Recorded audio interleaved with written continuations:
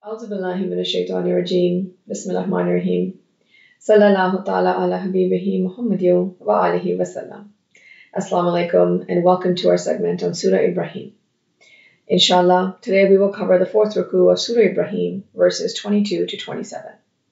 May Allah grant us the ability to understand the true meanings of the Quran by the grace of His Prophet Muhammad sallallahu alaihi wasallam. Ameen.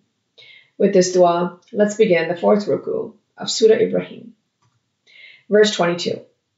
And will say the Shaitan when has been decided the matter, indeed, Allah had promised you the promise of the reality, and I promised you. Then I betrayed you, and I had no authority over you, except that I invited you, and you responded to me. So do not blame me, and blame yourselves. I cannot be your aid, and nor can you be my aid. Indeed, I deny your association of me before. Indeed, for the wrongdoers is a painful punishment. The previous Ruku ended on the note that everyone has been granted free will to choose the path they want to take, and everyone is accountable for their actions regardless of the path they choose. The Quran clearly distinguishes the right path from the wrong path and the consequences of both. As stated in this verse, the wrongdoers will be punished. A point of reflection from here is that we blame Shaitan for all our wrongdoings. Allah is making clear in this verse that Shaitan has no power over us except that he invites us. It is us who accepts the invitation and acts upon it.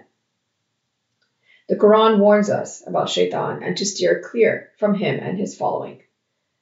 And this is stated in Surah Al-Baqarah in verse 208, where it says, O you who believe, enter into Islam completely and do not follow the footsteps of Shaitan.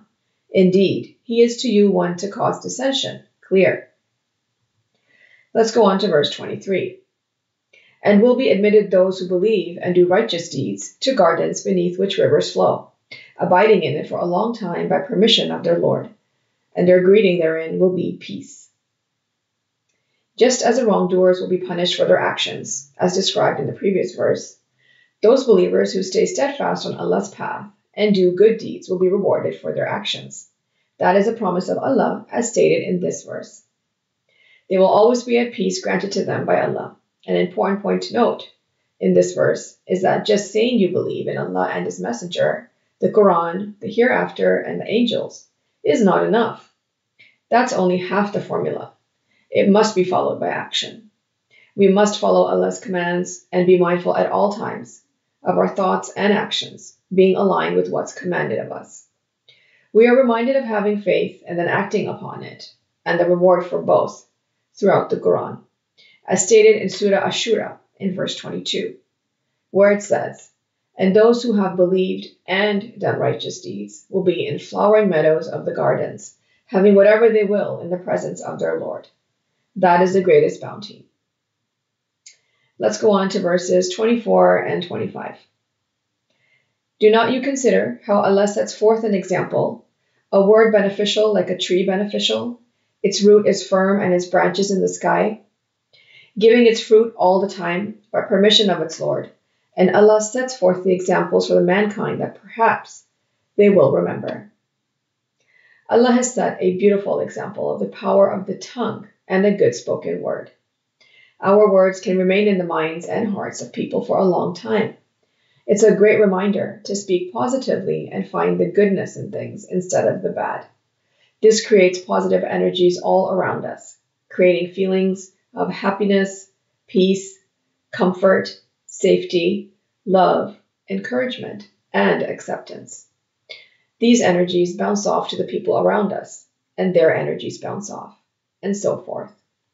Like a strong, upright, fruitful tree, always giving for everyone's benefit, all qualities that befit a true believer. Let's go on to verse 26. And the example of a word evil is like a tree evil, uprooted from the surface of the earth, not having any stability. This verse is cautioning us to be careful in what we say, so we don't say something that is harmful or false. Negative talk creates negative energies all around us, causing feelings of hurt, sadness, anger, betrayal, and hatred, just to name a few. As stated in this verse, those who speak evil incline towards causing corruption and imbalance on the earth. They are not mindful and have no firm holding in faith like those mentioned in the previous verse. If you don't have anything good to say, don't say anything. Just stay silent.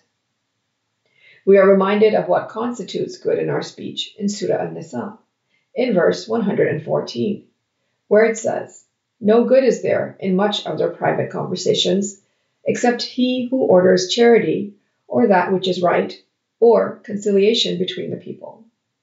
And whoever does that seeking pleasure of Allah, then soon we will give him a great reward." Let's go on to verse 27. Allah keeps firm those who believe with the firm word in the life of the world and in the hereafter. And Allah lets go astray the wrongdoers, and Allah does what He wills. Allah is telling us that He is with those who believe and speak good words. Because their faith is so deeply rooted, their speech reflects this.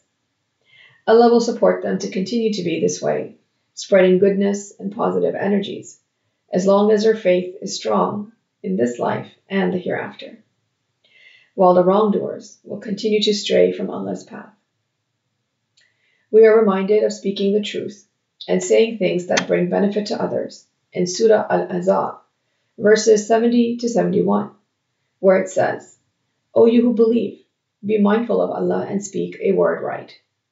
He will amend for you your deeds and forgive you your sins. And whoever obeys Allah and His Messenger has certainly attained a great attainment." This concludes Ruku 4 of Surah Ibrahim. Let's briefly go over what we discussed.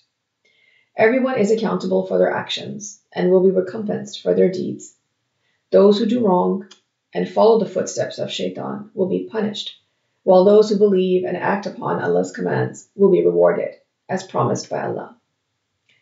We are also accountable for what we say. The power of a spoken word affects everything around us, positively or negatively.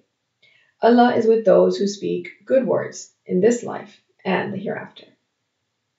May Allah grant us the ability to understand the Holy Quran and its true meanings in light of the life and guidance of Prophet Muhammad sallallahu alaihi wasallam. Ameen. Thank you for joining us for this segment. Until next time. Sadaqallahul Aliyul Azim. Allah speaks the truth, the exalted, the great. Sallallahu ta'ala ala habibihi Muhammadin wa alihi wa sallam.